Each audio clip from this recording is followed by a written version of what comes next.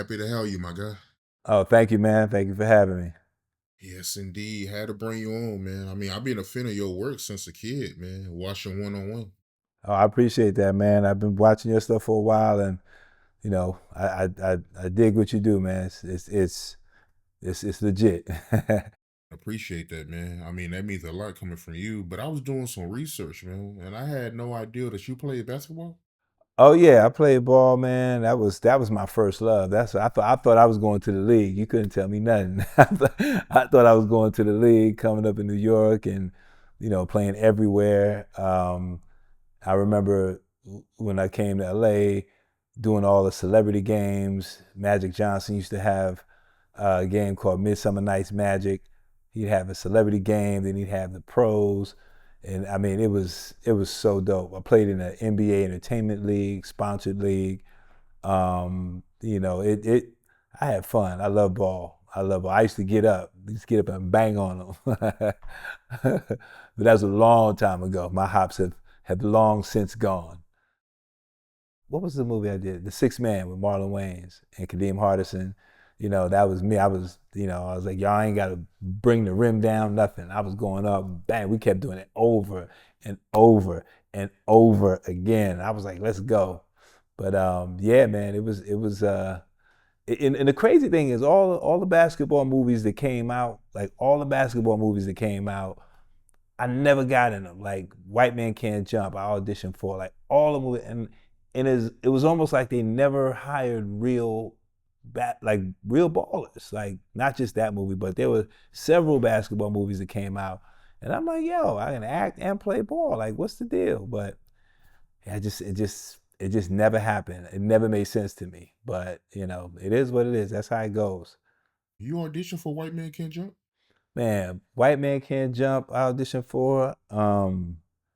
Obviously, the Six Man audition and got that. Um, oh my gosh, there was quite a few. Above the Rim.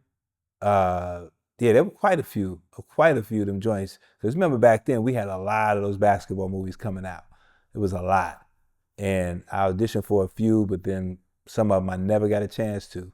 But I'm like, it is what it is. But all I know is I could really ball. So. What role did you audition for in White Man Can't Jump? I auditioned for the role that Dwayne Martin ended up, my boy Shake got. He was tapped in though, but he played. I think he was drafted or to the Knicks. Like he played. So Ron Shelton, they had.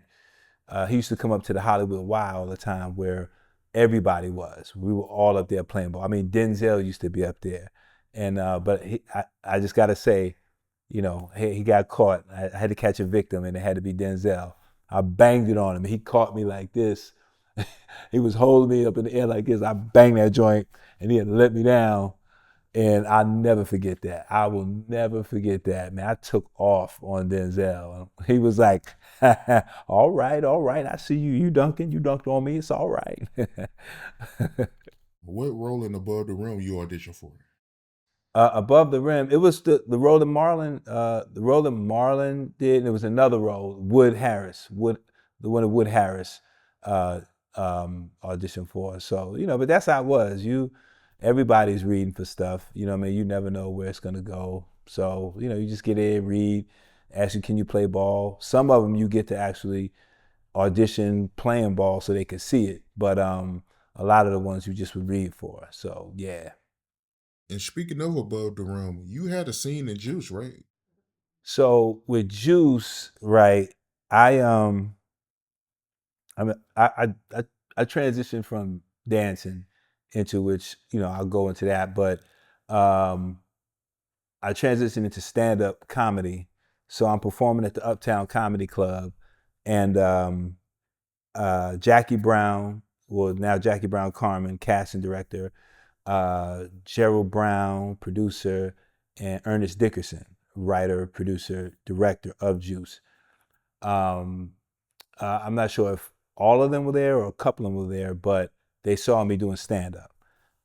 So they came to me afterwards and said, "Hey, we got this. They were like, we got this little movie, Juice. We doing. We want you to come read." So my manager was there, and he came over, spoke to them, and then I auditioned, and I auditioned like it was they pulled everybody, like they pulled everybody in. It was so many people, and I made it down to the final cut. But like before that, we got to meet everybody, and Pac was super cool.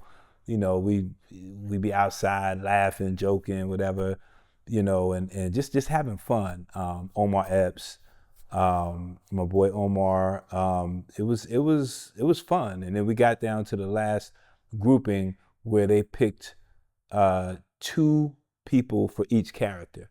So it was between me and Omar for the role of Q, Pac, and there was another brother. I forget his name, but he was in the bar where EPMD was in there, and he was robbing the bar. And he was like, "Take off your clothes, cause you look good." He was reading for Bishop. It was another friend and comedian of mine named Corwin Moore, who was reading for the role that plays Steele, Jermaine Hopkins.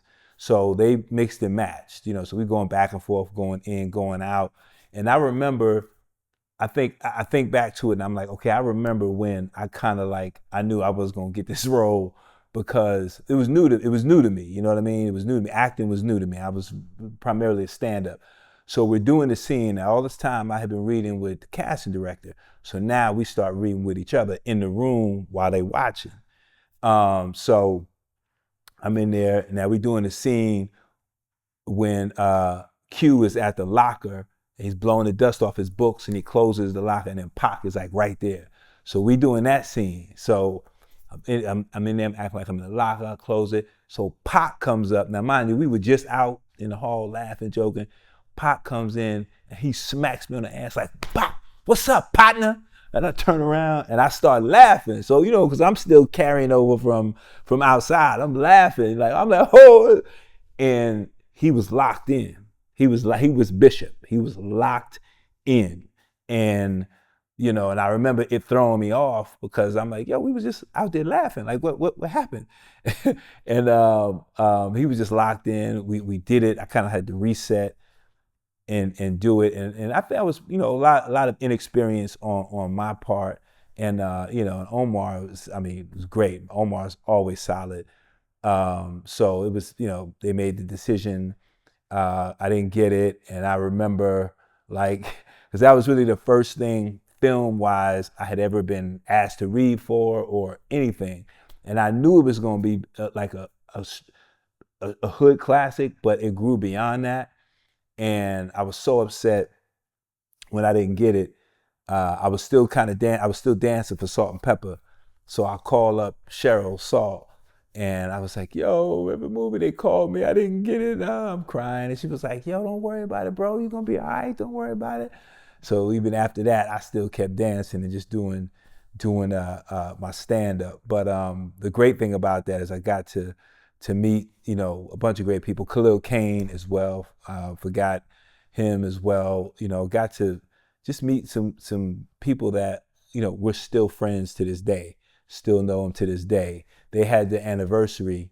I don't know if it was the 30 year. I can't remember of Juice, and they did a screening out here in LA, and I went to the screening, and I got to see Ernest Dickerson, Jermaine Hopkins, Khalil, a bunch of them. So it's always good, and they liked me, so they ended up giving me a little role in there, a little banter with Latifah, and I remember Latifah, she, I knew her already, and she knew I was a comedian. She was like, "All right, you ain't gonna be making me look stupid." I'm like, "No, no, no." I'm like, "This is what I'm gonna say. We're gonna do it like this, boom, boom, boom." She's like, "All right, bet."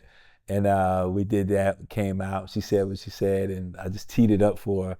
And then, yeah, the rest is history, man. And that little scene, carried over, man. It's crazy. You would think I was in the movie, the way that scene has carried all of these years. And yeah, kept in touch with people after that, Pac as well, too. Yeah, that was a funny ass scene, man. Her saying that your demo was what? Yeah. Yeah, yeah, yeah. Yeah. Outside that movie, did you personally know Pop? Yeah, we man, we kept in touch. I was seeing when I was in LA, when I saw him, and Pop was always cool, man. I gotta say that. And And when everything happened, I would see him in New York. There's a spot we used to go to. Me and my brother Ty, we used to go to this place called Chaz and Wilson's, and they had live music. Ron Grant, rest in peace. Everybody was up in there. Everybody, and uh, we kept in touch, and then when he ended up that situation and he was in jail, I remember I wrote him. I found out, I got the information. I wrote him. I didn't think he was gonna remember me, but he wrote me back, man. And I'm so mad because I when I moved from Brooklyn, all my stuff got lost in transit, and I lost that letter, so I'm so mad about that. But Pac was cool. He was always cool when I saw him. And I remember this was around the time that things was heating up with this East Coast, West Coast, and we're at the Shrine Auditorium, and he's standing behind me, and Suge is next to him. So Pac got on the fatigue with the gloves cut off. He's standing there, he's just looking around. So me and my cousin Grapevine, we standing right here, and I'm looking, and I'm like, I don't know what to do because I know, what's happening. So I'm like, do I say something? Do I? And I look again. And he was like, "What's up, man?" He said, "You ain't gonna say nothing." I was like, "Yo, my bad, man. I didn't know what the temperature was." He was like, "Man, you ain't got nothing to do with that shit, man." He's like, "What's up, man? You good?" I was like, "I'm good, man." He said, "Hey, it's good to see you, man. Keep doing what you're doing." I said, "Definitely, man." And then from the corner of his eye, Biggie and them had came out, and the whole crew, and he beelined over there. Him and Suge, they went pew. So when you see the movie, the Tupac movie, and Notorious, and the Biggie movie, the Biggie movie, and you see the other one, All Eyes on Me, when he steps outside and they going at foot. That really happened inside when he had the fatigues on. That really happened like right inside back there. Big's mom was there too. Like it was crazy. So me and my cousin, we went the other way. We stood over there for a minute. We heard him going back and forth, and then I was like, yeah, we out.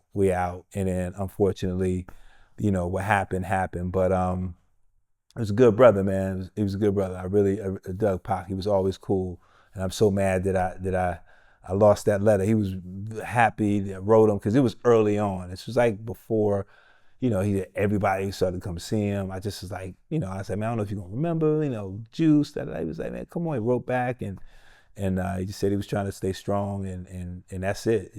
But I can at least have that memory of that happening. So you saw that in real time, Pac confronting Big at the Soul Train Awards.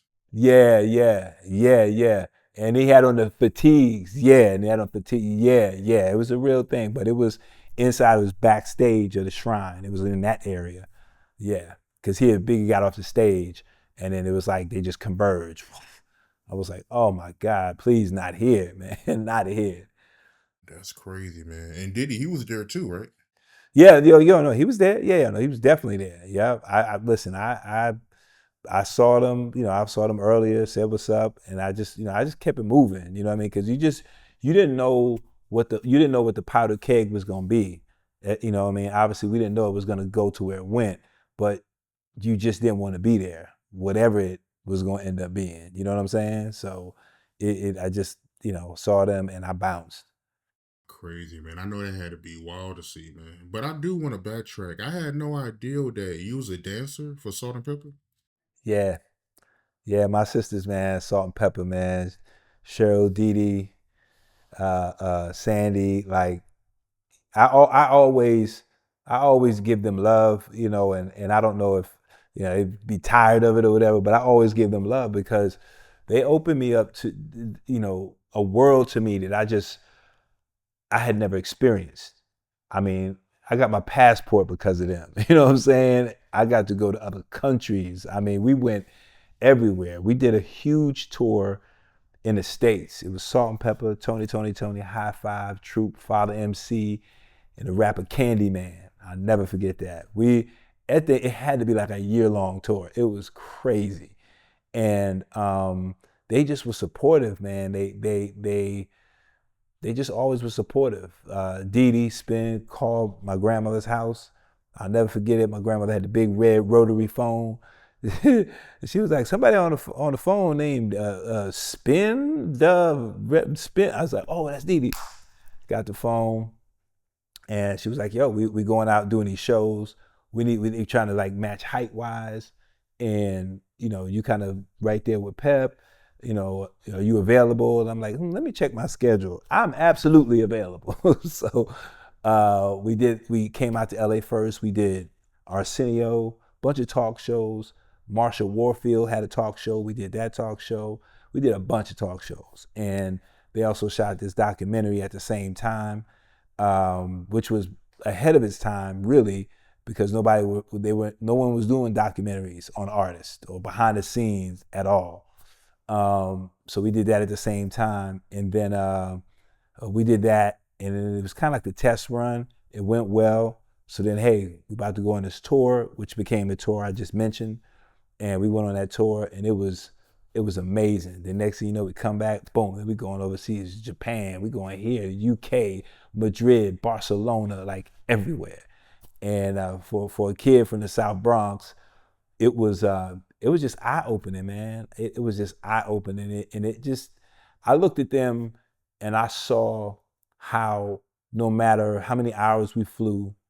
Now this was way back. This is back when you could smoke on the plane, when you could smoke cigarettes on the plane. They let y'all smoke on the Oh plane? yeah, back in the day, they have a thing like it's stopping the smoke, like you trapped in a capsule, so you in the back getting all the smoke. You could smoke back then, but um, yeah, just being able to get my passport and go here, go there, and travel and just see the world, man. It did everything for me. And then as I started to grow in my stand up, they would come up to the Uptown Comedy Club. Everybody came there. Everybody was there. Wesley Snipes. I mean, everybody. Chris Rock. Everybody came to the Uptown Comedy Club on 125th. The Brown brothers owned and operated that joint, and that's where I met JB Smooth, Tracy Morgan. I watched him walk in the doors. He used to wear this propeller hat. Jim Brewer, like so many people I saw when they stepped into the Uptown Comedy Club. So it was it was like a mecca back then. It really should be talked about more because we put out a lot of great comedians. Dougie Doug was the brother who I had the opportunity to be on his show. So they would come and watch the show, and they was like, yo, man, you funny. Like, you want to open for us while we on the road? I was like, absolutely. So I would go out, do 30 minutes, go back, change, put on my dance stuff, and come out and dance. So I was getting 2 checks. and then we would be like little fake roadies, get their bag and stuff. So they would give me a extra $200. So it was beautiful, man. They were so supportive, so supportive. And I never forgot that. I never forgot that. It meant and still means everything to me, being able to just watch how they treated people no matter what, flying 14 hours, 12 hours, getting off a plane, going straight to a radio station, doing interviews, taking pictures, smiling, get back, rest a little bit, go to rehearsal, go sound check. Like they really are like vanguards, man. They really are. And you said that Walden Out, that was inspired by the club, right? Wildin' Out, I mean, Wildin' Out, Def Jam, all yeah, in a sense. I mean, Nick told me, he was like, yo, this is, Uptown Comedy Club was the parent, and I mean, it's not all, Wildin' Out is not completely after Uptown Comedy Club, but there are definitely parts of it. The battle, because nobody was doing the battle. We were doing the Yo Mama battle. We had everybody on there. We had Monique, we had Maceo, we had Joe Torre, we had Tracy Moore. Everybody did the battle, and it was hosted by Monteria Ivy, rest in peace. And he went on to do a show called Snaps on HBO, and that was all based off of the battle at Uptown Comedy Club. Nobody was doing that at all, and Russell Simmons, all they used to come up to the Uptown Comedy Club. So, from what I understood, there was something brewing before Def Jam for everybody to work together. The Brown brothers, so and Bob Sumner, all of them. Not completely sure what went what way, but I know they did Def Jam, and the Brown brothers just did, stuck to doing Uptown Comedy Club, and both were instrumental in not only black comedy but comedy in general. Were very instrumental. And then obviously you have Fat Tuesdays as well with Guy Tori. Like that time was it was the best time, man. We worked everywhere. Like comedy was on fire. If somebody had a space, you was doing comedy. I've done shows where I'm standing by the kitchen and the wire going into the back. They're in the back like, hey, 3 wigs on two, bang, pick it up. It's like Tommy Davis, and I'm out here doing comedy, man. I've done shows for drug dealers. They throwing champagne bottles at people. Like, it's crazy. It's crazy. The black comedy explosion was crazy, but through all of that, Salt-N-Pepa, they were supportive, and it just helped. It helped groom me in the sense of knowing what to do, stage wise, lighting wise, what you want, and really listening. And shout out to Herbie too, because Herbie really was brainchild of a lot of that stuff. Um, he had a lot of just he saw ahead. He saw ahead, and he really created a movement with them, and they all. I'm just happy for them, and they deserve to be in the Rock and Roll Hall of Fame. And Dave Chappelle, before he was famous, he Oh, would go to that club, right? Dave Chappelle, yeah, Boston Comedy Club, Comedy Cellar. I would run around with him to some clubs, and he would hang out at Washington Square Park. There was a comedian named Charlie Barnett that he was really close to. That I think at one time he was going to play him in a movie. I don't know whatever happened, but Charlie Barnett was, man, he was a legend there. And Charlie was actually in the NA rooms, Narcotics Anonymous, with one of my brothers, who was had been on drugs but was clean, but was going to the meetings. And Charlie Barnett, comedian Rick Aviles, who was in the movie Ghost, he played the dude who killed Patrick Swayze. They were all in that Narcotics Anonymous program, so I got to see those guys. But Charlie Barnett be in Washington Square Park. Dave would be there. Go to Boston Comedy Club. Go to the Cellar. But Dave was doing he was hitting, I mean, he was doing colleges back then. Like, just, it was crazy. It was crazy. But I always felt that he was gonna just be different. He was different. He is different. But I'm glad I had a chance to, in that beginning, be able to be around greatness and watch it happen. Yeah, R.I.P. to Charlie Barnett. I heard that Dave Chappelle, that was his mentor. Yeah, yeah, they were really close, and like I said, there was talks at one point of him playing him the movie, Charlie Barnett's story. I don't know what would happen or if it's fully true, but I did hear that at one point he was going to do that, which I still think should be done. If it's not by him, he should produce it, because Charlie Barnett, man, that dude, he was the dude. DC Cab, the movie DC Cab, and the story is he got Saturday Night Live, but he couldn't read or something. That's a story that I heard. I don't know how true that is, but I just know he was a brilliant comedian. Yeah, and you said that he was recovering with your brother, right? Because I do know, Charlie Barnett, unfortunately, he died of Yeah, AIDS. So, yeah, yeah.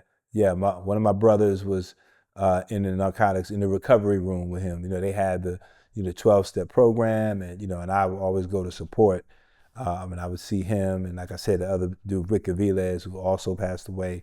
But they were a fixture in New York. Charlie was a fixture in Washington Square Park almost every day out there. Third Street, the Devil's Beat. That's how he started his his poem. But yeah, man, Charlie, yeah, R.I.P. to both of them. yeah, R.I.P. to both of them, man. But did you ever think that, Dave Chappelle, he'll be as big as he became? When I look, I tell you what I thought. I thought he would be a huge TV star.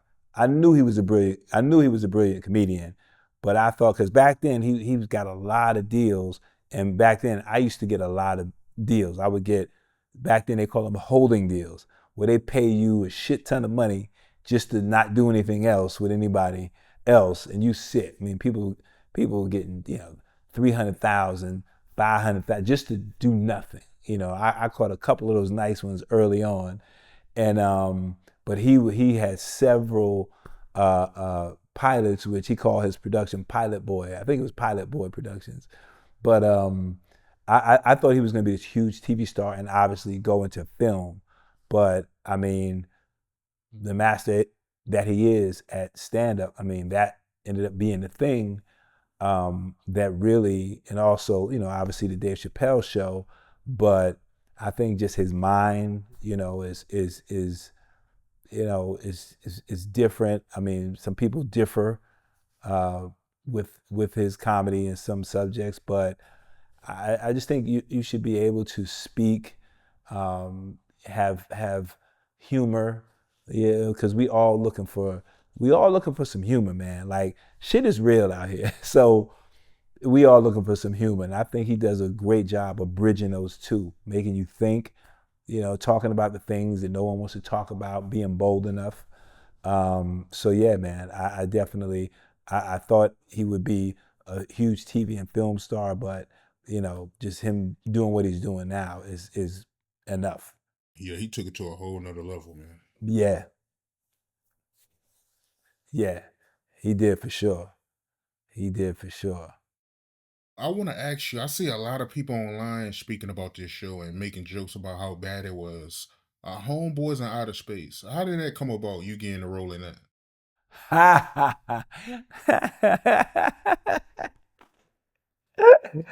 Homeboys Not Space. Listen, let me tell you something. Man. Homeboys Not Space was a blast. The so the history on that. So I told you I was able to be on Dougie Doug's show called Where I Live.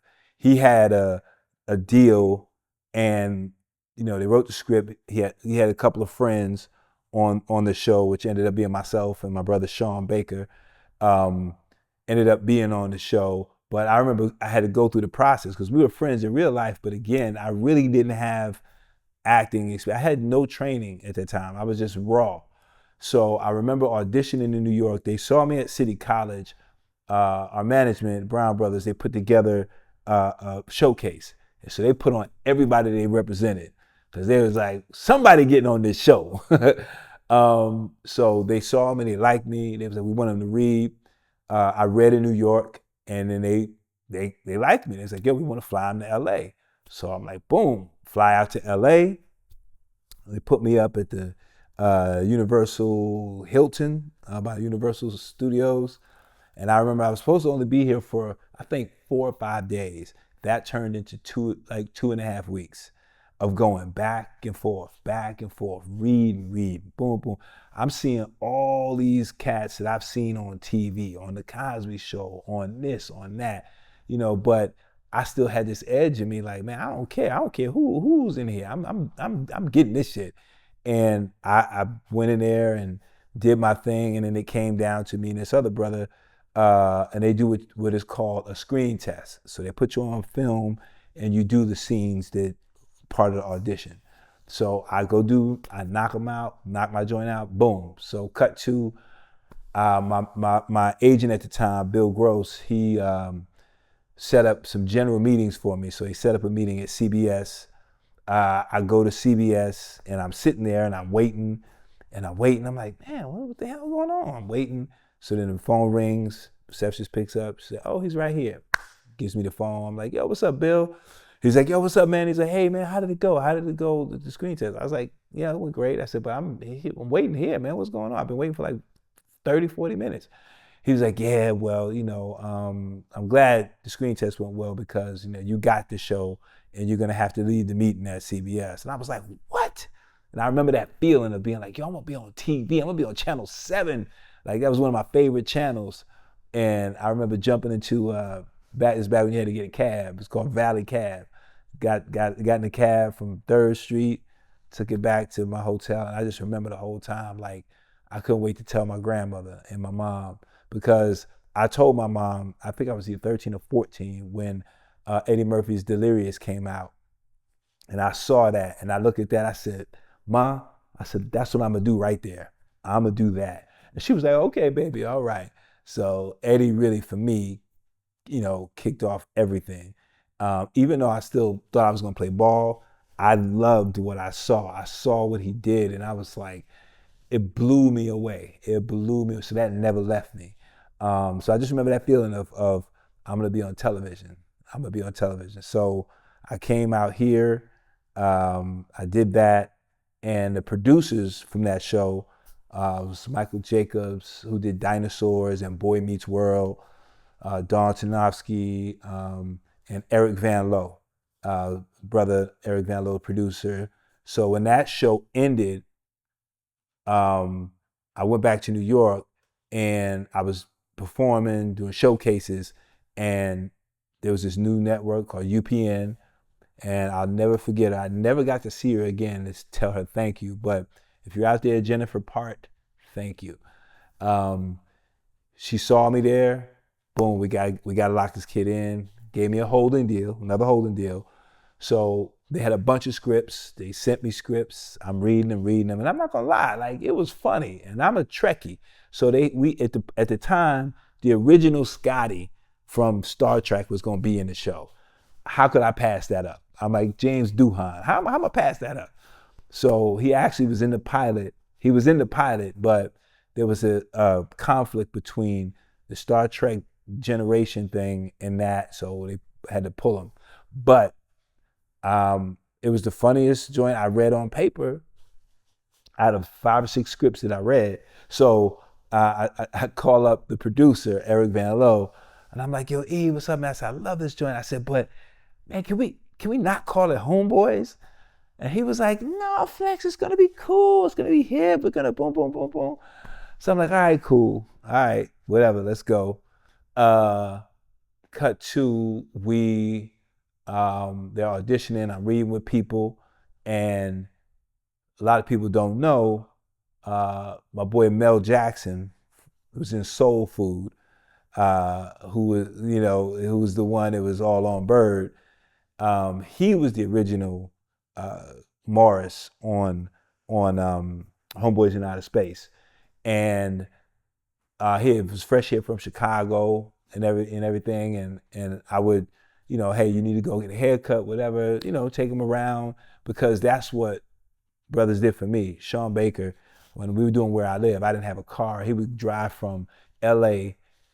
to Studio City to pick me up so we could hang out, drop me back off, and I never forgot that. So I'm gonna pay that forward. Did it for Mel, came real tight. We did the pilot. It's like, all right, cool, man. We excited. We're like, yo, it got picked up. We're like, yes, man, boom. I get a call, a number I don't recognize. Matter of fact, no, it was the house. It wasn't no cell phone. It was the house. Get a call. He's like, yo, what's up, brother? Hey, man, I'm excited. We're going to do this thing. And I'm like, yo, who this? He's like, yo, it's Darryl Bell. I'm like, D Bell from a different world. That's my dude. So he's telling me, he's like, yeah. I'm like, what happened? He's like, hey, man, I don't know, but we doing this. And that happens, because it's happened to me, where they change you out in the role. So we do the show, and we had a great time. We had a great time. Listen, I was 26, making 35,000 a week. I mean, come on, like I'm not. Who's mad at that? But the thing that sucked was, like, you had people coming out saying stuff. Bill Cosby talking about it. Spike Lee was like, oh, it's the Amos and Andy of the 90s. I'm like, Spike, I've known you forever. I've never auditioned for Spike. He's never said, hey, come, I got this little role for you. Nothing. And I would go down to Spike's joint in Brooklyn, in the summer, help out, do stuff, show up. So I'm like, man, I'm a work. I gotta work. So of course I'm gonna do Homeboys in Outer Space, and we had fun. So it was a great time. I'm young in California working. Like, I wasn't tripping on none of that. Like, I think too many people get too deep into what are you doing that? I'm like, yo, man, I'm working, yo. I'm not hurting nobody. So yeah, so Homeboys in Outer Space it was. Yeah, man, that was a fun time. That was a fun time. And then after that, when that got canceled, I did another show that nobody saw. It was called Total Security. It was Stephen Bochco, who was a huge producer. Rest in peace, Stephen Bochco. Gave me an opportunity to do something different. Um, I worked with Jim Belushi, James Remar. James Remar was Gans from 48 Hours. It's like, I can't believe I got shot. James Remar was super cool. And Jim Belushi, now we had this bond because we both lost our brothers. My brother passed in '97. Obviously, his brother John Belushi passed. So we locked in from there. Like we were cool, and anytime I saw him after that, he was always cool. So that was a great experience because working on an ensemble, there was 7 to 8 cast members, and then they brought in this new young kid named Jason Biggs, who went on to do American Pie. I met him; he was young. So yeah, it was fun. Just to be part of something different, and I was the only brother on there, so it was cool, man. I was like, yo, hey man, I'm gonna take this work. Nah, I respect it, man. I mean, you gotta do what you gotta do, man. I mean, you gotta make money, you gotta feed your family, man. But yeah, I had no idea that Bill Cosby and Spike Lee they came out and spoke against the show. Oh, more than them. There's a bunch of people. Those are just the ones that I can remember. But oh my God, people up in an uproar. A space hoopty, like oh my gosh. And then we had Rona Bennett played Loquacious, the computer, and Rona Bennett was in Vogue. She was such a great actress and funny, man. Rona had timing like none other. They gave her a hard time. It's like, man, we just trying to work. Like, come on, y'all. Like, and that's the problem that I see is when we're not working enough, we're up in arms. And then when we are working, we're up in arms, but a different way against each other. UPN era to me was a great era. People had stuff to say, them black men. I'm like, yo, but we were working.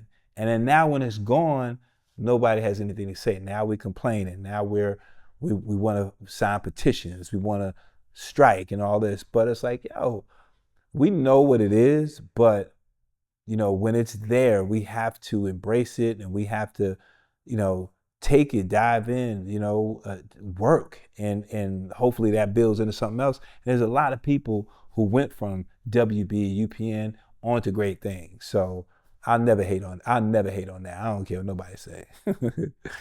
Yeah, as a kid, I like WB and UPN. They had some good shows. Definitely, UPN, man. But yeah, that's unfortunate to hear that, Spike Lee, he came out, and spoke against your show, man, and he ain't giving you any work. So yeah, that's wild, man.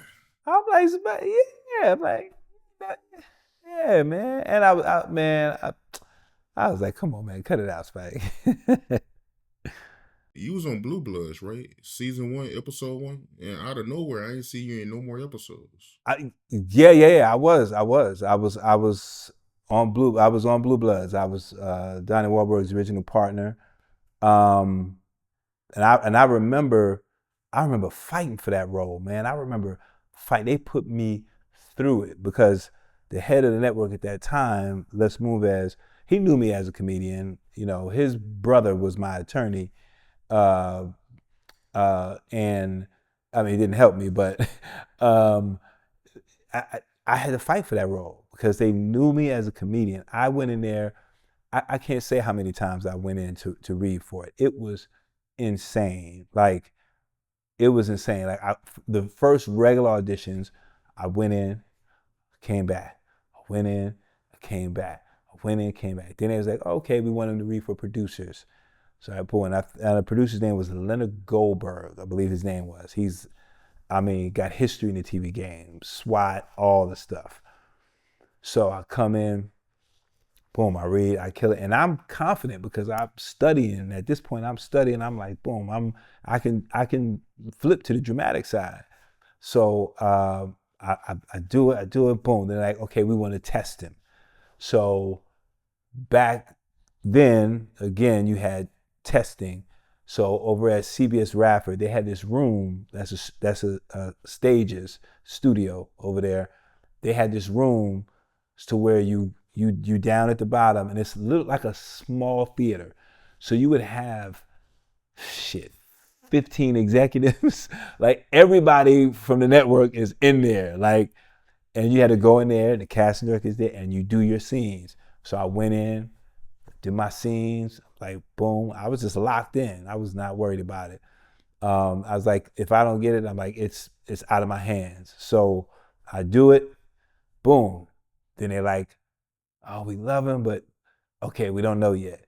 So now you waiting. And now when you test, you sign your deal first, so you know what you're gonna be making if you get the show. So you counting that. You like, ooh, like if I come up on that, oh. So now you like, oh man. So you like, I gotta get this joint. So anyway, I put it down, and then I remember, um, I think it might have been a Wednesday night, and I was at church service, and I got a call from my agent. She kept calling, and I'm just like, oh no, I said before that, they called me one more time, and I had to go to the casting office, Van Nuys, whatever. I pull up, literally, the casting lady pulls up, comes in, cuts the lights on, and goes in and just put me on tape. There wasn't nobody else there. Just put me on tape, do the scenes again. I do it, boom, and I leave. So I think it was Tuesday. Wednesday, I'm at a church service, and my agent keeps calling me, and I'm just like, man, I'm in the front. I'm like, I don't want to pick up. So I just grab the phone and I run outside, and I'm like, hey, what's going on, April? What's going on? And she was like, hey, I've been trying to call you. I'm like, okay, what's going on? She was like, you got it. I'm like, what? I said, you got it. I was like, oh, that's great. She said, but. I'm like, but what? You got to fly out tomorrow. I was like, what?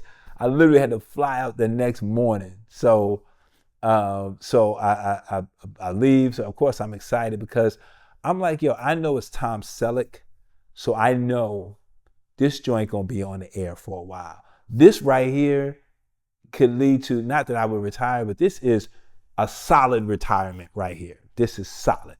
I'm like, oh my gosh, I'm so happy. And then Donnie, I knew for years, for years I've known Donnie. Uh, shoot, before New Kids, like all that, like Mark, so I'm like, oh man, this is gonna be great. We're shooting in Toronto and New York. Go to Toronto, then we go to New York. And in New York, it's just so dope because we out in the streets, we up in Washington Heights, and people going by, yo, Flex, I see you, son. I see you, Flex. What up, son? Get that, yeah. And it feels great to be working at home, and I've always wanted to work and do a series, where I'm from. So we shoot it, whatever, talking to one of the producers there, and they just saying the process, like, so I'm like, yo, so if it gets picked up, I'm like, what do I do about, a place? And I say, oh, when it's picked up, she kept saying that when it's picked up, this will happen. But when I'm like, oh, okay. Like, so you take this number, and I'm like, oh, bet. I mean, because they already knew. And I come back, and I remember it being my birthday. I remember Donnie coming over. He brought some Veuve Clicquot, and I had a small little birthday party. We excited, like, yeah, man. And we still didn't know yet, but we knew. Cut to this thing called announcements. So the announcements are, you fly to New York to the upfronts, and you go to the upfronts, and it's showing all the shows they're coming out. So they have the cast there. So wifey is looking like, wait, it's getting picked. This is early internet. So she sees it's picked up, and then I go, they're not picking up my option. So you can shoot a pilot, but they don't have to pick up your option. She's like, what do you mean? What do you mean? Like, yeah, they're not picking. I said, because I'm not there. I would have been there. I said, babe, I've been doing this long enough. I know. I've never done a show and never not been at upfronts. So I call Donnie, and I call the producer, Like, yeah, and not picking up my option. They're like, what do you mean? We be talking about you right now. Like, oh, like, yeah, man. Yeah, so thank you, and man, knock it out. And that crushed me. It really crushed my confidence for a while because I did everything I did everything I could. I worked hard, on the scenes, and it wasn't like it was a heavy load for me on the shows. I wasn't the star, which I'm like, I'm cool. You make me third fiddle. I don't care. Um, it wasn't a lot for me to do. I had a couple of scenes and boom, but I was happy. I was like, I am happy. And it just didn't go that way. So I was in a depression for a while because it was after one-on-one ended. There was no work. I was doing stuff here and there, and I just was trying to figure it out. So that was like, oh man, this is going to uplift. This is bringing my family back, and it just didn't happen. And yeah, so that was a tough one. And then to see it go 14 years, 14, 15 seasons, you really, you know, you look at it like, damn. But the good thing was, it wasn't like they got another brother like me or somebody and then replaced it. They went totally different with a female, which means they were, I guess, looking for something different. And then cut to about a year and a half ago, I'm talking to my agent. We just talking about stuff. And I'm like, we're just talking about jobs, gigs that I've had. And I was like, yeah, I said, the only one I really held on to and was hurt about, I was like, was Blue Bloods. I'm like, man, that was, and she was like, well, I want to tell you what happened. And I'm like, what? What happened? And she was just like, yeah, it just didn't, it's uh, just, yeah, I don't know where it came from, but it just, I was not wanted back. Uh, and I didn't understand it. And I spoke to somebody else who used to be at CBS. They told me the same thing. They told me, what happened. And I just was like, wow, and I just, my thing was no matter where it came from, man, to affect somebody's livelihood, um, for me was, that was just the ultimate like slap in the face, So, so yeah, yeah, I'm gonna get off that because that was upsetting. Yeah. They lied on you, spread it a rumor. It was no rumor. It was just like you were not wanted back, and I don't know where it came from. It just I don't know if I don't know. I really didn't get the exact words, but that was all I got from the producer. Yeah, yeah, man, because it was information, inside information.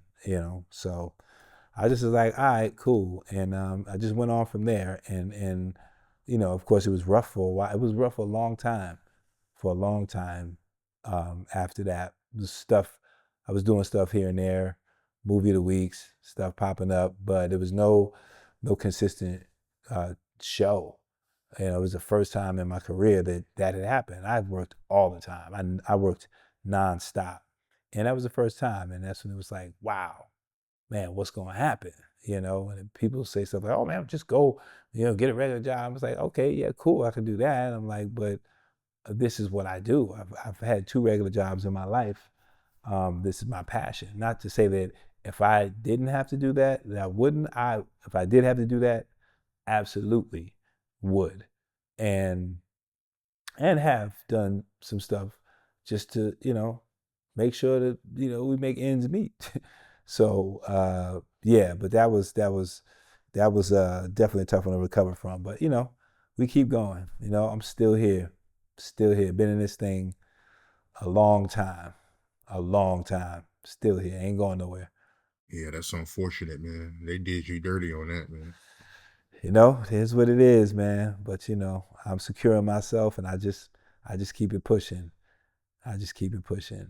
And yeah, I just keep it pushing, man. That's it. I'll say this, with one on one, I created that show, and there was a lot of people that had shit to say. So with one on one, I had the idea. years ago. Um, and I told my agent about it. And I don't know the process. At that time, I'm not a writer. I don't know the process. I don't know. I just knew I had this idea of what I wanted, and that was it. So I had a couple of people who wrote scripts, were paid, but didn't go anywhere. Um, First one, they just completely just disregarded it. Second one, got this writer, and it just wasn't what we kind of, I guess, it just didn't turn out the way I had hoped. So, that being said, not taking nothing away from anybody, I want to go back to my original idea, which was single father raising a teenage daughter. It was based off of a friend of mine from Harlem. That's what it was based off, who became a young father. And we used to be like, man, you ain't gonna be able to do nothing. Well, man, how you gonna date? How you gonna, that's where it came from. So I went back to my agent and said, yo, I wanna go back out with it, but I wanna do it the way I wanna do it. And that's what we did. Went, pitched it uh, to Green Black John Lowry Studios, pitched it like on a Tuesday, like that Thursday or Friday they called, we want to do it. Got a writer, and we ventured on to put it together. And I'll just say this, because I don't want to, I don't want to speak ill will of anyone. But it was. I should have. I just say this. I should have gotten story by or something credit. I didn't know about registering your idea, or you make sure that you write your first draft, register the full script, so that way you're protected. I was young, I didn't know, and I didn't do that, so I didn't get that credit. But we still went on to do amazing stuff. People still love it today. I have written a reboot and everything. Now I'm writing like that's over. I'm making sure I'm covering my ass now. But we went on to do some great stuff, man, and so I won't take that away from anyone. But yeah, it just I didn't say nothing for a long time, but it's just like it hurts when you're sitting there knowing it, like, yeah, I'm sitting in New York, when I came with this idea, and then I came to LA, and boom, boom, boom, and this is how it just, and everybody, of course, in success, comes to say, I did this and I did this. And again, I don't take anything away from anybody, but the fact of the matter is the original core idea was my idea. And we went from there. But we had some good times, and I don't regret anything. I just wish I would have known more or known better, because my intention, I didn't try to hurt nobody, man. It helped a lot of people, and so a lot of people turn. A lot of people turn when nothing else is there for you, or they can't get anything else from you. Then it's on to the next, and that's the shit that really, you got to be strong out here. You gotta really be strong out here. You got to be able to, we are prone to rejection every day. That's our business, is rejection. If you're not in that 1%, if you're not up, Fox, or Chappelle, or you're not, Kevin Hart, or you got to face rejection every day. Auditions, this, you're waiting, and which is what made me say, no, I have to write. I have to learn. No matter how tedious it is, I have to learn, and I have to really, really put myself in a position where I don't have to wait for anybody. I don't have to ask anybody. My good friend, man, Chris Spencer, I always give him, flowers and love, because he was one of the dudes who told me, the only dude who told me to get back on stage and do stand up, which I missed, and I took a break from doing one-on-one because I have my daughter. I didn't want to be gone, And it's funny. I remember I told DL. He said, "Man, the hell with them kids. They be all right. Get out there and get that money." But I know he was kidding, but he was just telling me like, you got to strike while the iron is hot. So I didn't do that. So I lost a generation of people that rocked with me doing stand up. So I learned, man. I learned. I learned how to write, and now I just make sure that I cover myself, man, because it's this joint is tough. Anytime someone sees let me the opportunity, let me jump on this, or oh, you did this, I took, and it's crazy because I just sat back and just stayed quiet, but it is what it is. We had a great run, and everybody is still like my kids, Kyla, Robert, except for Kelly. Kelly's a grown man, but Cicely, all of them, man. We had a great time, and that was a real good time in my life. So yeah, but I've written a reboot and been trying literally for the past maybe 6, 7 years to get this thing done. But now with the change of everything and Paramount and all this stuff, we don't know who owns what and who wants to do what. I was so happy when Strong Black League got us on Netflix during the pandemic, and we were on Netflix for like 2 years, 2.5 years. Gave us a whole new audience, whole new audience. I remember uh, they invited me and wifey to Stevie Wonder's house because his daughter was 12 at the time and was a fan of One on One, and that was because it was on Netflix and playing again, and that's the power of that show, and which is why I'm like, it makes sense to bring it back, and so yeah, man, it's a great time, great time. Yeah, I heard you say that you lost out on millions. Yeah. I'm sure. Yeah, I'm sure I did. I'm sure I did. But I try not to think about it because I'll cry.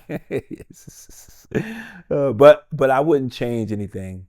I wouldn't change anything. I loved everybody on that show, man. We had some great times. So there's a few things I might change, but just the core of that show and what we accomplished. And I don't think I ever get um, mentioned in, you know, sitcoms or history of sitcoms or whatever. I saw it especially did, and our show wasn't even mentioned. And I'm just like, yo, we broke ground. We did some stuff, on for One on One. We did some stuff, and people still speak about it today. So I know, we did some stuff. I've been doing television since 1992, and I've never been mentioned in those rooms or in those conversations about, maybe because the shows got canceled, but that's probably why they weren't on long enough, except for One on One. But yeah, it's always interesting the perspective of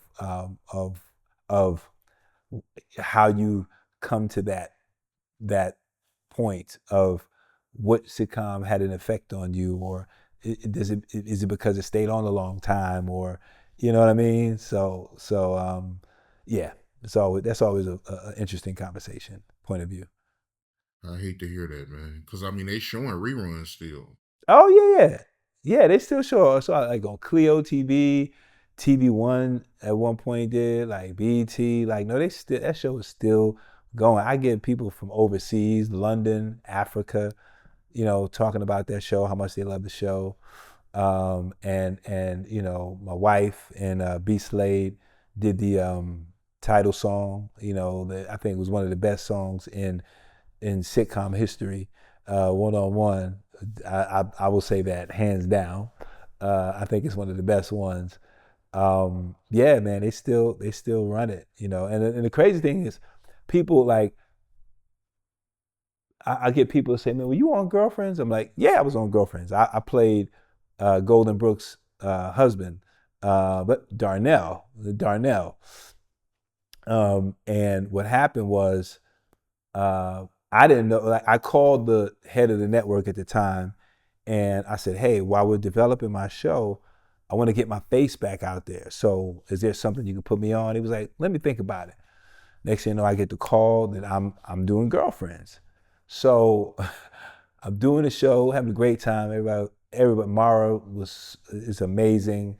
Everybody is great, and it's crazy because Persia White, who's on that show, when I moved from my apartment in Studio City, she ended up taking over my apartment. So it's crazy. We were just tied together. Um, but I did the show, and I remember I was shooting this like straight to DVD movie called Gas. It was me, Tyson Beckford, Khalil Kane, gosh, who else? Oh, I can't remember right now, but I remember we were shooting on Crenshaw, and I'm standing there, and this dude rolls up. Hey, homie, let me holler at you. And I'm like, yo, what? What? Let me holler at you, man. Hey, I just want to tell you, homie, like, hey, man, I was gonna get at you, man, but for taking my role on Girlfriends. And I was like, huh? He was like, yeah, but I saw your story, man, on your life, man, and man, you a real one, yo. And there was this show called Turnstile on BET. This was before Unsung, and they did a whole episode on me and what I went through and stuff. And that dude was the rapper Saphir, rest in peace. That was in Menace to Society. He was cousin Harold in the BMW. And I'll never forget that. I was like, I didn't do nothing. I didn't take nothing. So apparently he was the first Darnell, and then they replaced him. And then I came in, but I didn't know that was gonna be the case, man. I promise I didn't. So, but it was cool, man. And every time I saw him after that, it was cool. So that's just a little bit of a backstory, a little history that people don't know. Do you get paid when they show reruns? If not, man, I'll take them to court, man. I mean, I'll be down, man, if they were showing reruns of a show that I came up with. No, I get a check from it. No, you get a check. It's just not what it probably should be. But I get a check. Yeah. It's nothing you can do. Yeah. The deal is done. Once that deal is done, initially when that ink dry, that's it. I still get residuals. They dwindle. I don't care who you are. The residuals dwindle. Like you'll see people in the business. I forgot who I saw. I saw a couple of actors. Friend of mine, um, they'll show the residual they got, man. It'll be 0.1, like a penny. I've gotten checks with 25 cent, 68 cent, 35 cent. But then sometimes you'll get checks that come in that are nice. But the first few years after the show's done are when the good checks come in. But it just dwindles down after time. That's just the nature of how it is. The recycling of the show is. So that just happens naturally.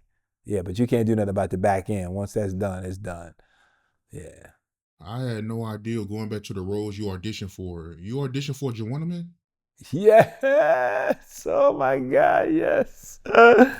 Woo. Yeah, man. I'm glad I didn't get that. Between that, I couldn't have that and the Michael Jackson movie. I would not survive. I would not survive. Yeah, man. I again, yep. I auditioned for that, and Miguel Nunez got it, and Miguel's my boy.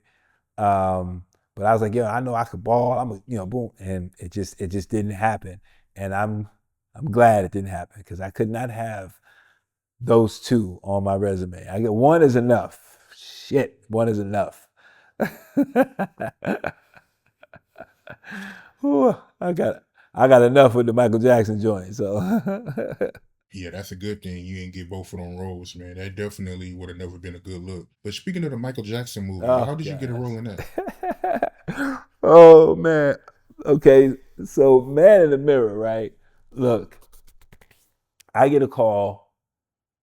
My agent tells me, "Yo, they doing this Michael Jackson movie." I'm like, "What?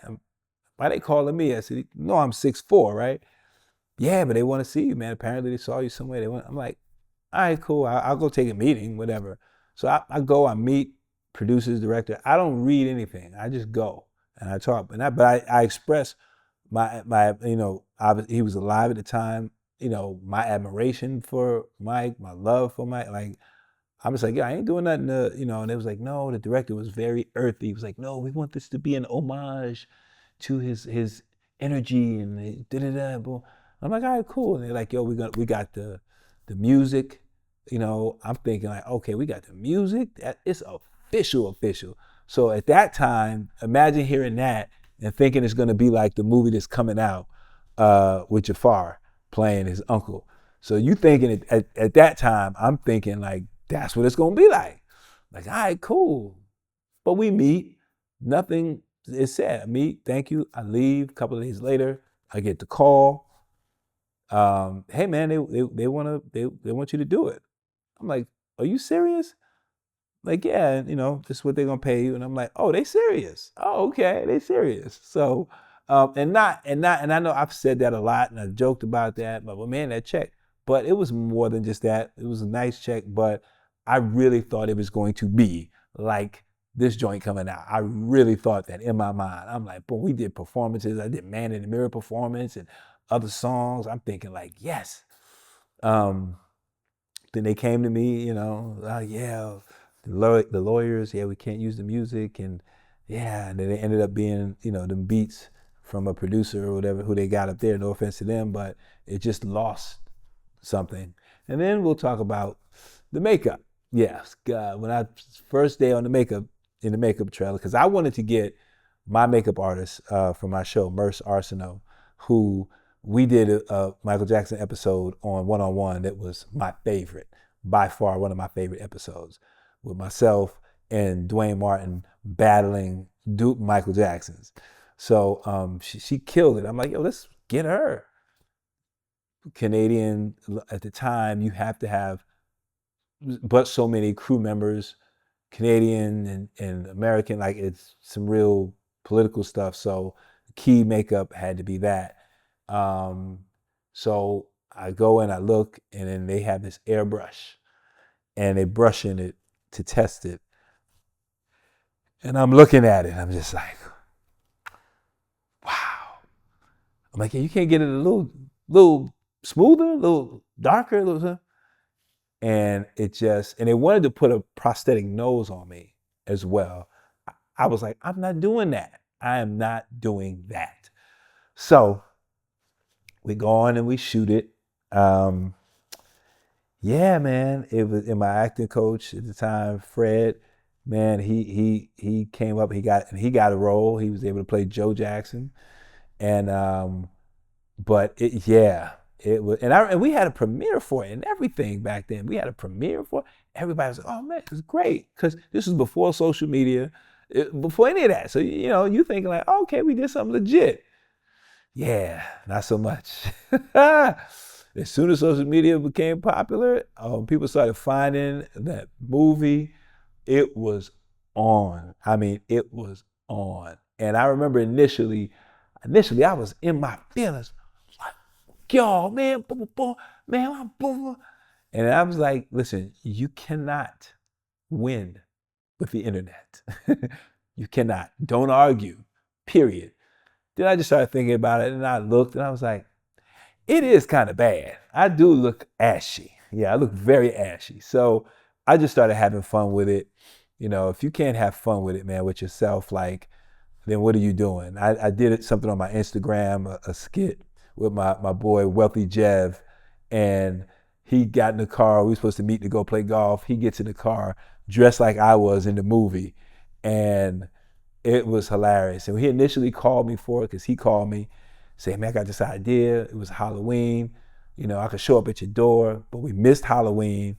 And we just kept thinking. I was like, well, maybe you're going to play golf. And then we just boom, boom, boom, put it together. And it was so funny. And it's not at all to mock Michael at all because we know the family. My wife, she met Michael, knew Michael. I met Michael. Latoya, Jackie used to be our neighbor. So and we just went to see them before Tito passed. We just went to see them at Yamava. It was an amazing show. So in no way, shape, or form was it mocking. I just had to have fun with it for myself. And people loved it. It was funny. But people, they be like, man, we ain't never gonna forget that. Like, we ain't never forgiving you. And I'm like, come on, man, all the good stuff I've done, come on now. So they was airbrushing that white stuff on you. Yeah, yeah. It was airbrushing it on me. Yeah, yeah. I would get there 4:30, 5 in the morning, and I have to go through that process when it changed when because he had the vitiligo as his skin got lighter because I did the part of it not with the makeup, but then and it was so bad the wig was sticking out in the back. It was so bad. Oh my gosh. It was so bad. I can't even watch. I watched a little bit on YouTube. I was like, holy shit. I like that's pretty bad. But when they was airbrushing that on you, I'm sure at some point you had to see yourself in the mirror, right? At that point, you didn't say, "Man, I got to I get out of this." I did. I said it in the beginning, but there was nothing I could do. That's why I wanted my makeup artists. I wanted Merce up there, but they would not. They wasn't going for it. It was nothing I could. I was trying to give hints, say different stuff. Hey, try this, try that, and they were they were bent on doing it how they did it. It was nothing I could do at that point. Ink was dry, baby. I was there. But I did hear you say that, them having the rights to the music is one of the reasons why you agreed to do the movie, right? Yeah, yeah. I had done performances. I did Man in the Mirror. I did a couple other performances to real songs. So I'm like, oh yes, we got the music because that way I thought, okay, that's gonna help. But yeah, when they came to my trailer and told me that yeah, it's going left, yeah, I was like, oh damn, yeah, yeah. That's your way out the contract, though. They lied. No, I couldn't. I couldn't at that point. We already deep. We already halfway through the film. Like, yeah, I could because there was no clause that I put in there to say it has to be the original. No, it's up to their discretion and what they can do legally. And legally, the attorneys were like, you can't use that music. So because he was still alive at that time, so it was nothing we could do. And then he had made comments about it. He was upset, but he never said anything, about me or my performance. He never. It was the allegations and the stuff that was going on at the time that he was upset. It's like, why do we have to keep talking about this? And what the producers did, they just went from court documents and kind of wrote around that. So they never tried to paint him out, awful or nothing. The last scene is me standing on top of the SUV when he's acquitted. So that wasn't their intention. So it just, listen, they took a shot at it, and it was a brick. Yeah, I was gonna ask you about that. So he was mad at the movie. Yeah, he was definitely not happy about it. Yeah, at all. But more so because of just they kept bringing up that stuff. But not nothing that I did. I'm just an actor and trying to do my job. That's it. Yeah, that's crazy, man. Because I mean, you're a tall guy. You're a basketball player. So I mean, them picking you to play Michael. Yeah, that's Yeah, crazy, man. yeah, Michael being a short guy. I mean, yeah. But I shrank for the role. I mean, but I really dove in. I tried to really shrink and just be, you know, just tap into to his energy, his spirit, and just be that. So I really tried to. I didn't think about my height after a while. I just was, and so yeah, I did. I like William Hung said from American Idol. I did my best. She bang, she bang. them asking you to wear a fake nose is crazy, though. Yeah, yeah, I was, yeah, I couldn't do that. I couldn't do that. Yeah, I couldn't do that. Listen, I've seen a lot out, being in LA and like I said, being able to have the friendship that I had with Pac, and then, you know, seeing a lot. This is totally, separate from the Michael Jackson thing. But as I'm thinking, I'm like, being there the night that, Biggie was killed, talking to him, just going over there saying, yo, what's up? Blah, blah, blah. He's like, yo, you doing your thing, blah, blah, blah.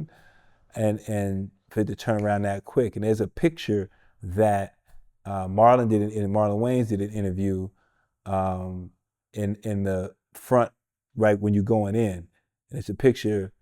That picture, the other dude is me. He and I, we taking a picture like this, posing, and going into the joint. So I remember going in, and like me and a couple of my boys. It was crazy packed. It was, I mean, it was on fire in there that night, man. They kept playing Hypnotized over and over. He was just over there chilling with the king, just, yeah, it was crazy, man. It was crazy. And then we leave, and we parked on a block, like on that, in that area you had to have a parking pass to park in the neighborhoods. So we parked over there, illegally. So we got over there to make sure we didn't get no ticket. So we standing like about a block or so away around the corner, and we just talking about the night. But I remember when the fire marshals they told everybody they got to leave. We went down and we're standing there, and I just remember the feeling that night. Just it's hard to explain, but it felt like death. It just I heard this noise. And I just got these chills, and I just said, "Yo, let's go." And that was the first time that everybody agreed, like, "Yo, let's bounce." Usually it's one or two dudes like, "Nah, man, I got this joint. I'm gonna try to get a number." But we all left, and then we went on that block. We're talking 30 minutes later, maybe 20. We just hear, oh, jump in the car, boom, we out. And then I get the call about an hour later, and I'm just like, wow, man, it's just crazy. And we still was getting over Pac. Yeah, that's crazy to hear. So Yeah. you already knew something wasn't right. It was this energy, bro, that it was just this energy that I felt.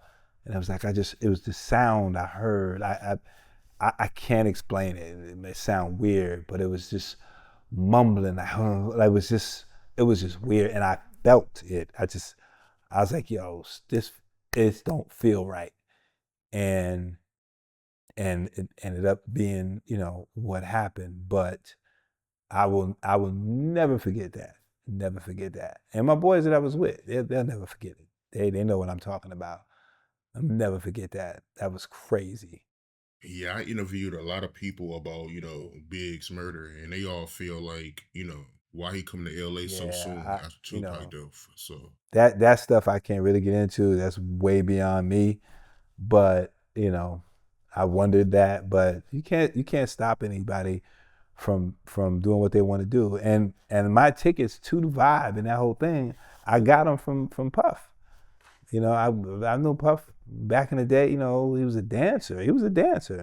And he used to do parties up at Howard, and we go up there. His parties were great at Howard. Then he would do parties in New York at like the Tunnel, Red Zone, Kilimanjaro, like, and I was a dancer at the time, so he just liked us to come in and just liven up the joint. You know what I mean? Like we get a circle and just go. Christmas party he used to do was dope. Like there was some dope parties, and as a dancer, you just wanted to be where it was dope music. If Clark Kent was spinning, you were there. If it was like house, it was Basil. You made sure you were there. There was several. Tony Touch, a bunch of DJs that if they were DJing, you made sure you were there. But normally his joints, it was I mostly remember Clark Kent in those days, early on. So it was fun, man. We had fun. It was like dancing and the ladies. Like that's what it was. so Puff, he's the one that gave you the tickets to the party. Yeah, and to the award show. Yeah, because they had platinum, they had silver, gold, and platinum. And I remember the ticket. It was a big ticket. And I met him at there's a hotel called the Le Rev Hotel. It used to be called the Le Rev in LA. And I met up with him, got my tickets, and I was there that night. I was like, yo, thank you, yo, appreciate it. And yeah, yep, that's how I ended up at the auditorium, and that's how I ended up at the party. That next day, it was, and again, no social media, so it was people calling, and radio obviously was huge out here in LA. You had Big Boy always, you had the Baker Boys, You had Theo. You had a bunch of DJ, and everyone was talking about it, and everyone was shook. Everyone was just as shook like when it happened to Pac. But the fact it happened here in L.A., just everybody was shook. It was really, me being from New York, I'm thinking like, oh, yo, everybody from New York, we in trouble. Like, it was definitely a different energy, man. It was a different energy. It was definitely a different energy for sure over the city. And then meeting Prince, I remember that. Oh my God, meeting Prince, that was crazy, crazy. This was after Luther had passed. I was in New Orleans at the Essence Fest, and I was doing interviews and stuff. But wife and I, there was backstage, so we're standing, we walk, and we stop, and it was like a little backstage area, and I think Usher was headlining, and we see him sitting there with his then wife Manuela, and we see him. I'm like, yo, I say, let's go over there. And wife's like, no, no, don't go over there, no, no. She's nervous, so I walk over there. I'm like, I'm going over there. So it's literally 4 chairs, 6 chairs. Nobody else is there except them. I go, Manuela's here, he's here, I sit here, wifey sits here, and we turn and we watching the show. And all of a sudden, I just feel a hand tap me. It's like, excuse me, you play that father of you're that father on that television show you're a single dad of a teenage daughter. And I was like, yeah, that's me. I'm squeezing wifey. I'm like, oh my God, I'm squeezing, squeezing, squeezing. And he's talking, and I'm sitting there like, I'm tripping, like, yo, Prince watches one-on-one. What?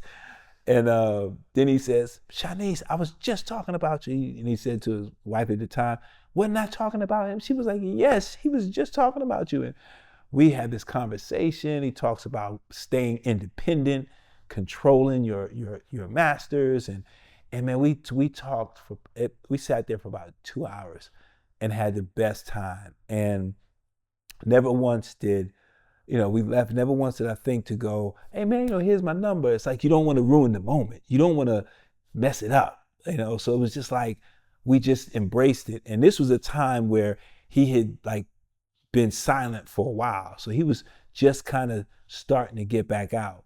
And, we was like, all right, man, we'll see you. He gave me £1 and, said bye, and then we left. And then the next time we saw him was at the Image Awards.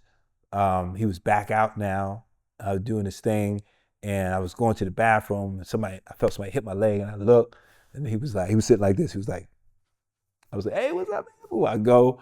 And then when he starts singing that night, he was running around the audience and I forget the song he was singing, but he brought the mic and I got to sing a line of a song. And then my friend actress, Vanessa Williams from New Jack City, I think she sang a line. Like, it was incredible, man. It was incredible.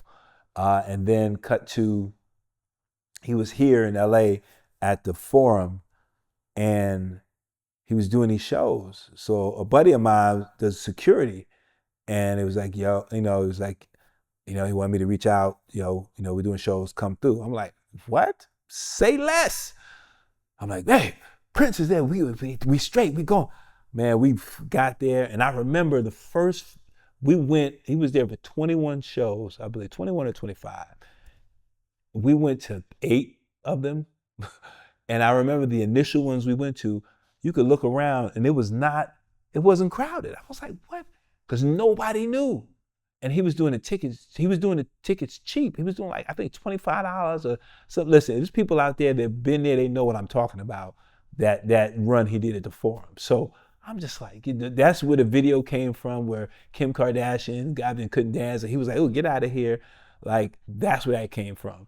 And I was just like, yo, this was crazy. Like, it was not packed.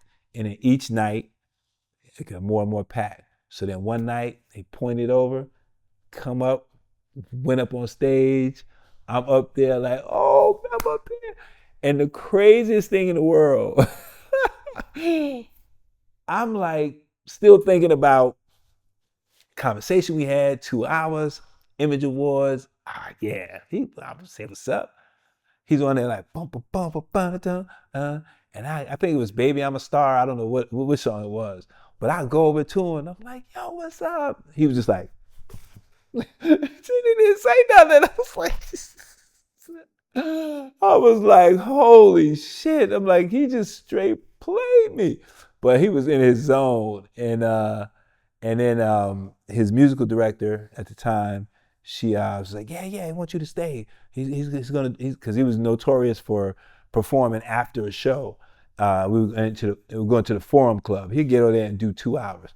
So we go up there and he didn't. We waited for like an hour, and he didn't come out and perform, and we just left. But got to see about 8 or 9 shows we went to, and it was amazing. And I'm so glad that you know I got to experience those times with him. Other people probably have way deeper in depth stories, but that was pretty cool, man. When he grabbed me and was like, you play that father on that show. I was just like, oh shit, Prince, watch 1-on-1. Yeah, R.I.P. to Prince, man. R.I.P. to Prince. Have you ever been offered a role that, went against what you believe in? Nah, I've never had that. I've never had that. I think people who knew I just wasn't. Maybe that's why she be taking so long. It's like I don't know, man. It's like I've never, yeah, it's never happened to me. Um, I don't know. I looked at it as square. I don't know, but yeah, I've never been offered anything like that. I've always auditioned. I've always um, went out for, or either created something, or we did a reality show. It was always something I was involved in. Um, but the thing that out here that I really dislike, and I just hate it, because in the '90s and early 2000s, it was so dope. Everybody rocked with each other. We helped. We everybody was just community to me. It was more community to me, and I know I helped a lot of people, put a lot of people in position. People went on to be showrunners and writers. Never once called me, never said, hey man, I appreciate what you did. Writers I stood up for that, you know, people didn't want, network didn't want. I'm like, nah, they dope. Like I love what they do. Um, that's the part I hate about it. Is people get in their position, and I'm not saying we ask for anything, but opportunities, whatever the case may be, they just forget, and it's just like, oh, I'm in my position now. And I think that energy kind of where we are, I don't know if it just happened after the pandemic. I don't know.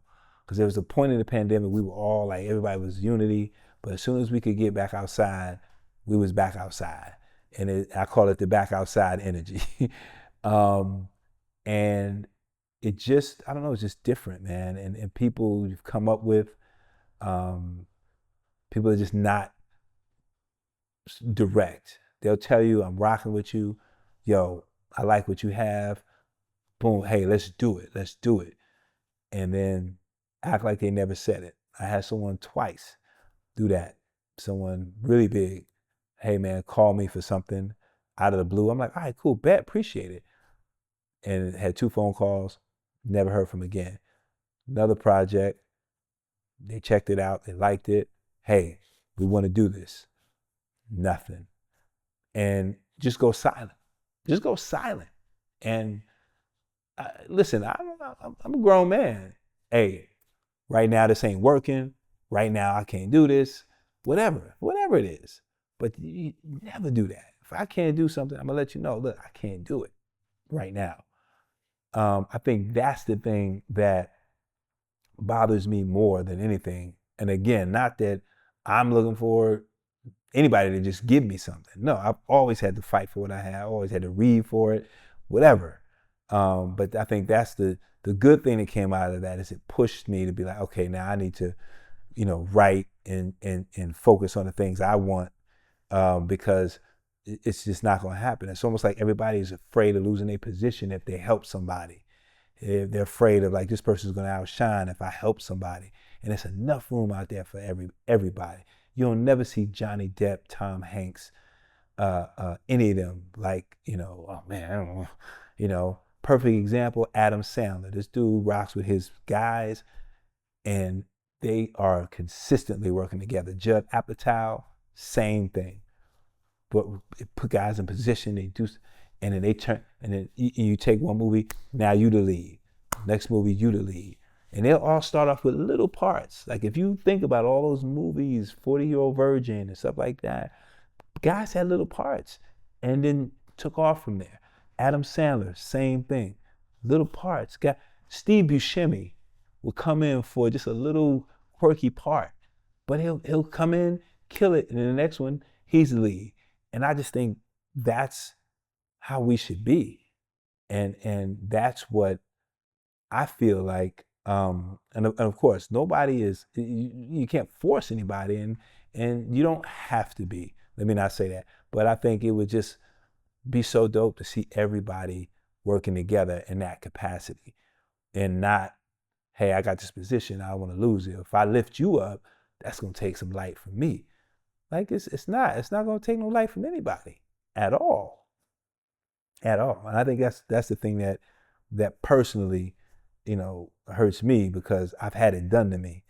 And shit, with everything I've gone through, losing finances and this and that. We talked about it on the reality show, which, I've had some great friends to step in too. Some great friends to step in, and they may not put me on something, but they've helped me in big ways I never forget, and I'll always hold them down. So it is just, I don't know. I was talking to one of my boys on the way, driving, just like, yo, like, what is it, man? Like, I don't get it. I don't get it. Like, why people feel like their position is gonna be, you know, you're gonna outshine them if you make a call. And again, not even automatically just putting somebody on, but you put them in the mix, you give them an opportunity, whatever, I don't know. I just don't get it. I'm just a kid from the Bronx, came out here, try to do my best, put a lot of people on, but I just keep trucking along, man. But it's disappointing to see that. It really is disappointing to see that, and then going at each other, and it's just crazy, man. I ain't never seen Adam Sandler and Judd Apatow arguing, or who's the bigger star, or yeah, I'm not gonna work with you. I ain't gonna do this because if I put you in this, and never seen that. Or I've never seen them call somebody to work and then turn around, or say, we want to do something with you, and then turn around and then just leave you. It's like leaving you on red, or leaving your DM on scene, which I've had that happen. I've reached out to several producers I know personally, and it's like, that's what's up. That's what's up. Is Hollywood a fake place? Hollywood is Hollywood. I think it depends on the individual. I think it can be that for some people. I believe some people can come here and be who they weren't when they were home. But I'm not gonna totally just shit on Hollywood as a whole, because it's given me great opportunities. It's I've been able to make a living, even though it's been up and down. Still, I still love doing what I do, and love being here. But I think it's more of an individual thing. It's with people. People get here and then it change. And I used to say, nah, people ain't doing it. And people might have said that about me. I don't know. But I know that I've been solid with people, and I know the people. I've helped. I know what I've done for people, and I don't know. Hollywood is Hollywood, but you gotta know who you are before you get here. Because if you don't know who you are and you get here, Yeah, it can eat you up. It can eat you up. And if you're not strong, that joint will spit you out. Spit you right out.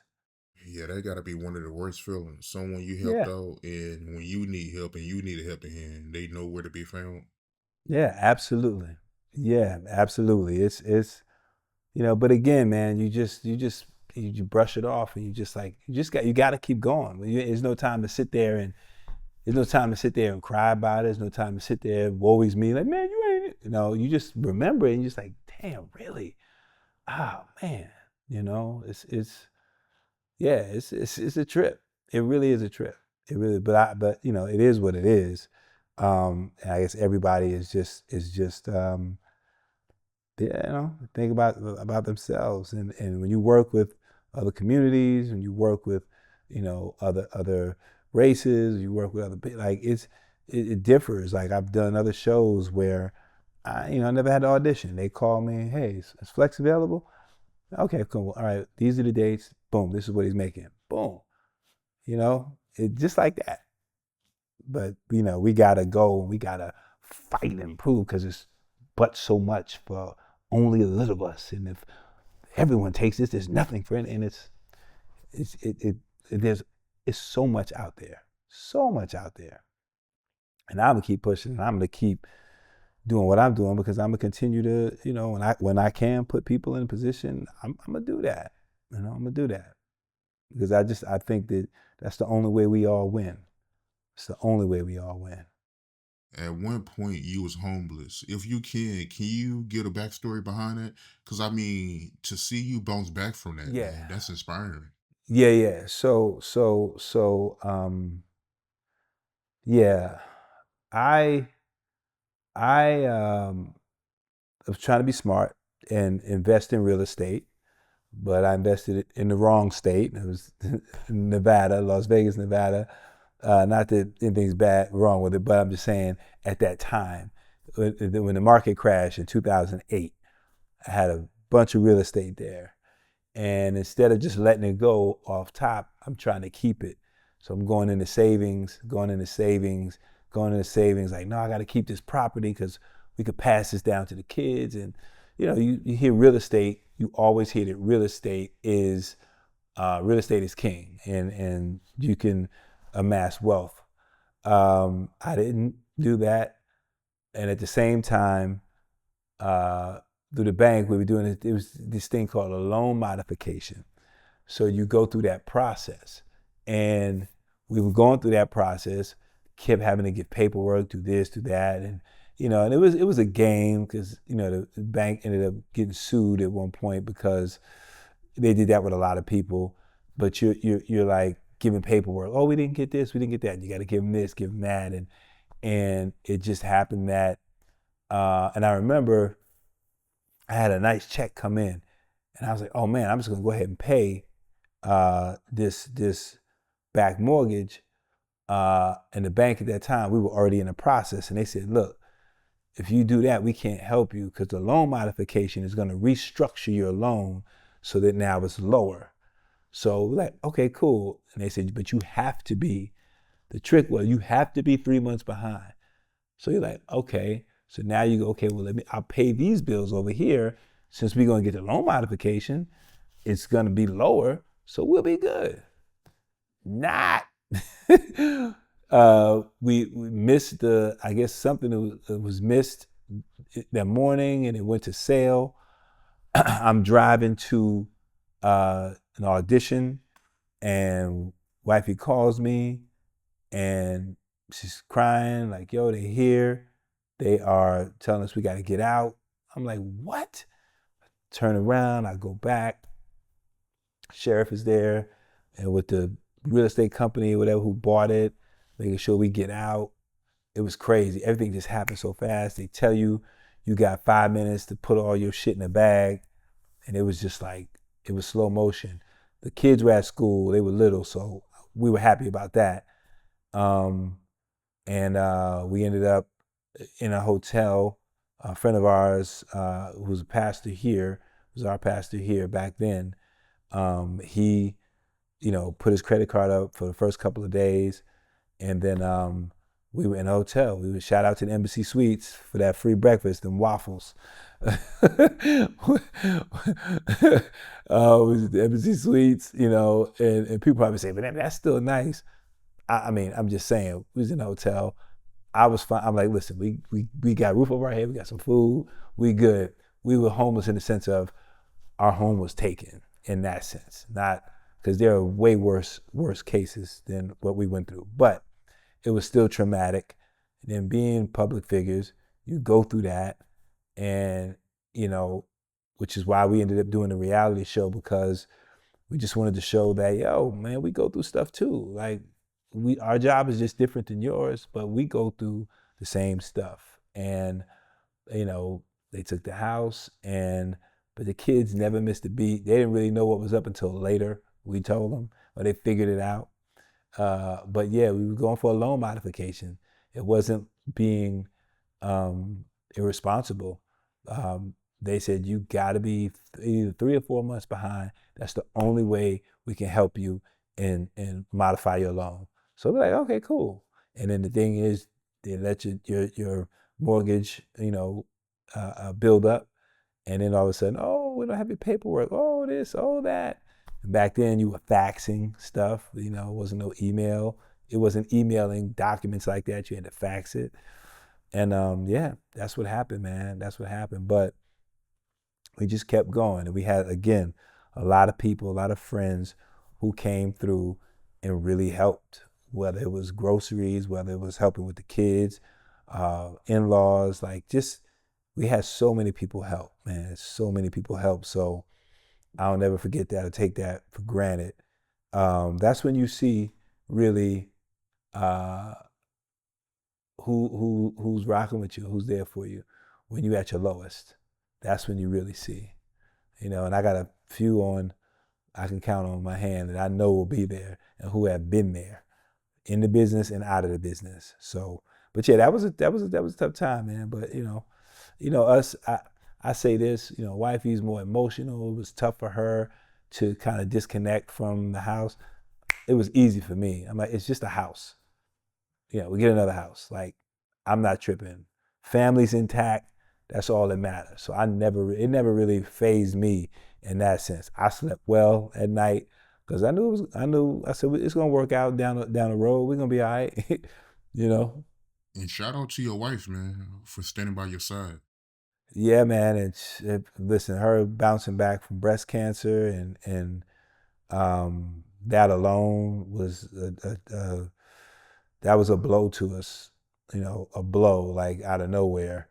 But she bounced back like boom, was back on stage 6 weeks after. She's doing Obama 44, the musical, where she plays Michelle Obama. And it's an amazing cast, amazing show. Yeah, it ran in LA, it's been in Chicago, it's been in Philly, in New York now, till January 4th. But it's an amazing show. Like it's great, written by Eli Bauman.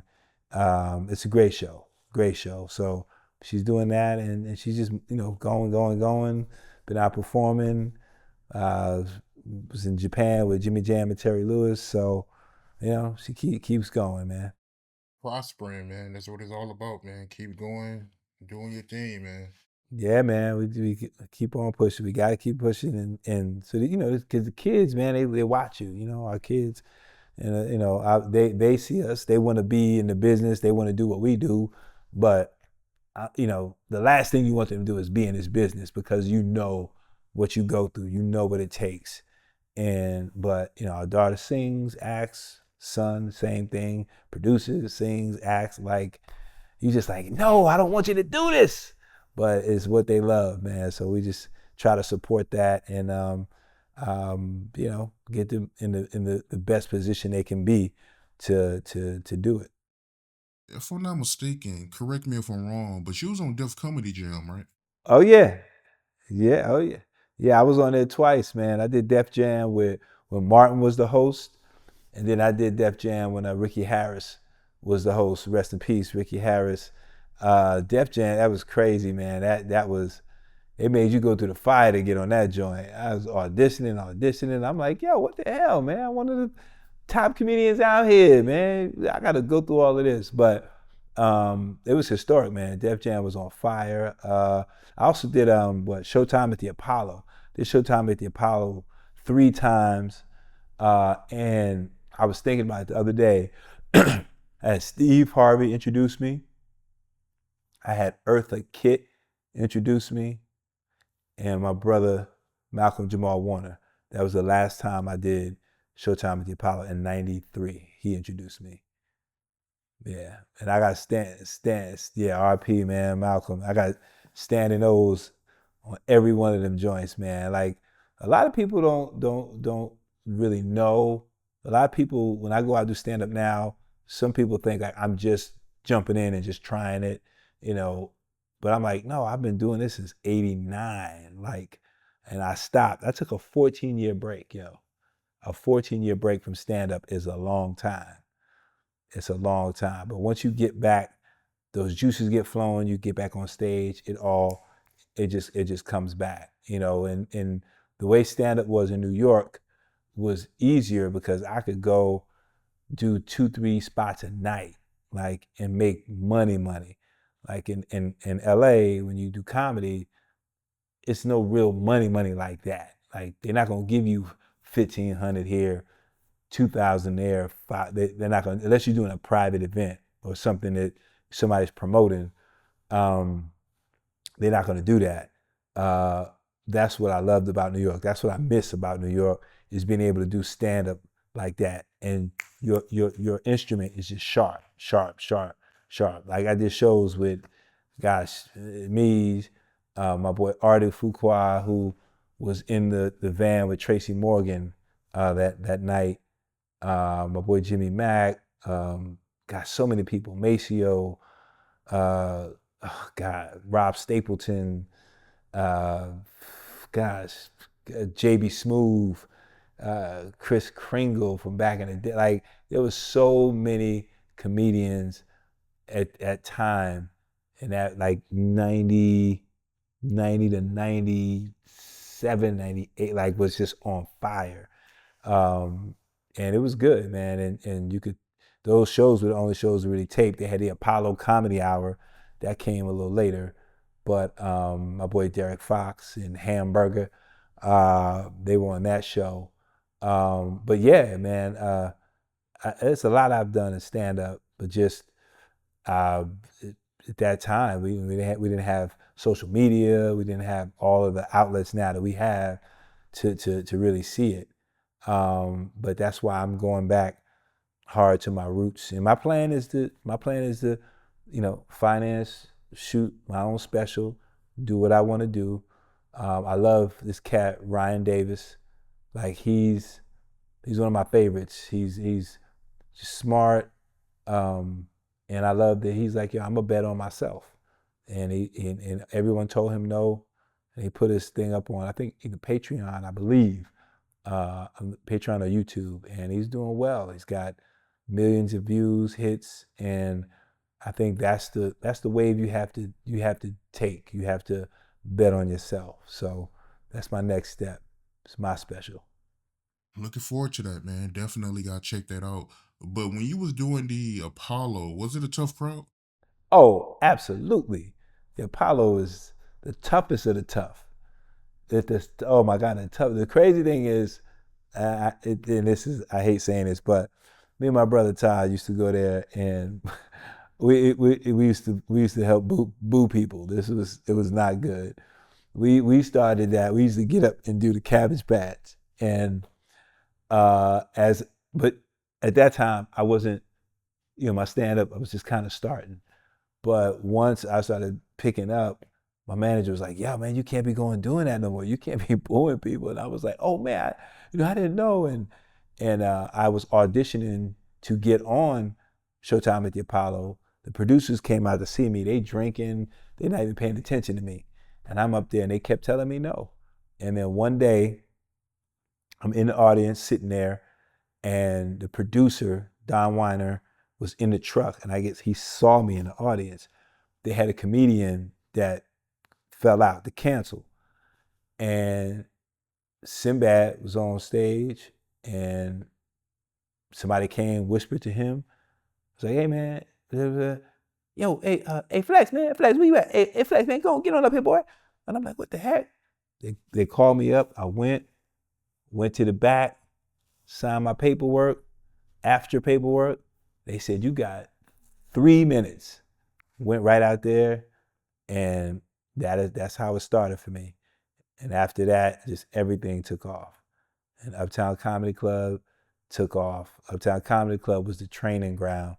Learning there made it, it made it to where I could go anywhere. Like the Apollo and Uptown, it's like that was boot camp for real. So shout out to the Brown brothers for that, because I learned because I didn't think I was the funniest cat. I think I had charisma and all that, but I think I learned how to be funny, just being there and being around other people that were just funny. My boy Corwin and Maceo and JB. It was so funny, and I had to learn how to be funny. you know, and the crazy thing was people kind of it was seeing me because I was in videos dancing, and I was, obviously with Salt-N-Pepa, but then Queen Latifah, I did Fly Girl. Me and Omar Epps was in that video. I did Crystal Waters, Gypsy Woman. Did the documentary on history of house with the late, R.I.P. again, Diane Martell, great director. I was part of a crew called Mop Top, with my boys Stretch, Link, Khalif, Voodoo Ray, rest in peace, Jamel, Ramir. We had a whole crew, man, just dope. Just dope. Just dope crew of dancers. And we would go out and just do videos and all that stuff. And then, when stuff started picking up for me, dancing, and that's when I had to call Salt and tell her, "Hey man, like I can't, like my shows are picking up and I can't." And I was sad, and she was like, "Bro, you're gonna be all right. You go ahead and do your comedy, and you're gonna be all right." And that's what happened. Well said, man. Well said. Flex. Great interview, my guy. Great interview. Very insightful. We definitely got to run this back, man. But before we end it, man, let the people know what you got going on. Oh, right now I'm back. I'm back. I'll be coming to a city near you with my stand up. Like I said, I'll be in Tennessee. It's probably the last date of this year because we got Christmas coming up and everything. But next year, I'll be in Jersey. I'll be in Connecticut, and I'll always post on my social media, Flex A for real, FOREAL, on Instagram, on TikTok, and Flex Alexander on Facebook. Yeah, man, that season 6 of Family Business. LoJack is still in the building, trying to become a Duncan, and we have a project we've written, and we are in motion with that. So those are the things I'm concentrating on, and yeah, that's it, man. Just to keep myself healthy, drink my water, and mind my business. Yeah.